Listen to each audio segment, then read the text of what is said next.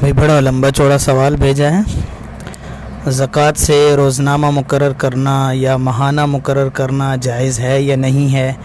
اور اس سے جو ہے جو زکوٰۃ لینے والا ہوتا ہے اسے ایک طرح کا اس کا توکل ختم ہو جاتا ہے اور وہ جو ہے عادی ہو جاتا ہے اور ہر مہینے آ کے دستک دیتا ہے اور پیسے مانگ کے جاتا ہے، اور ایک بندہ اسے ہر مہینے اسی طرح دیتا رہتا ہے، تو کیا یہ جائز ہے یا ناجائز ہے؟ دیکھیں، بات یہ ہے کہ زکوٰۃ کے اندر نیت شرط ہے، نیت ہو جائے اور وہ مہینے کے مہینے دے۔ دیکھیں، میں نے جو پہلا جو مسئلہ کل ہمارا بیان ہوا ہے وہ تنخواہ کے بارے میں ہوا ہے،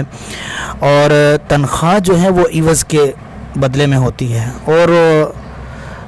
روزینہ یا ماہانہ مقرر کر کے اس کو دیتے رہنا، اور ہفتہ وار یعنی کہ جمعرات کے دن ایک شخص آتا ہے اس کے پاس اور وہ اسے زکوٰۃ کی مد میں، کیونکہ جانتا ہے کہ اس پہ زکوٰۃ لگتی ہے،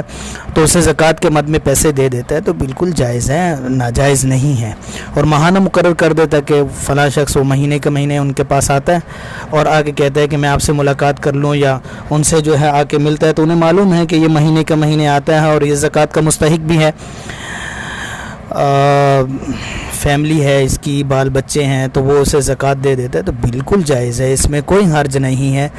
اب بات آتی ہے، آپ نے آگے سوال کیا کہ اس کو ایک عادت بن جاتی ہے، اور دیکھیں عادت بن جائے، اگر کوئی مستحق ہے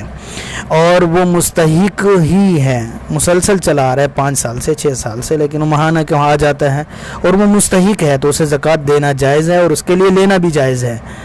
ان کا دینا جائز ہے، ان کا لینا جائز ہے، دونوں چیزیں جائز ہیں، چاہے وہ ہر ہفتے آتا ہے یا مہینے۔ ہاں، الا یہ کہ وہ زکوٰۃ کا مستحق نہیں رہا، اب اس کے پاس پیسے آ گئے ہیں، وہ زکوٰۃ کا مستحق نہیں ہے اور پھر زکوٰۃ وصول کرتا ہے، تو یہ بری بات ہے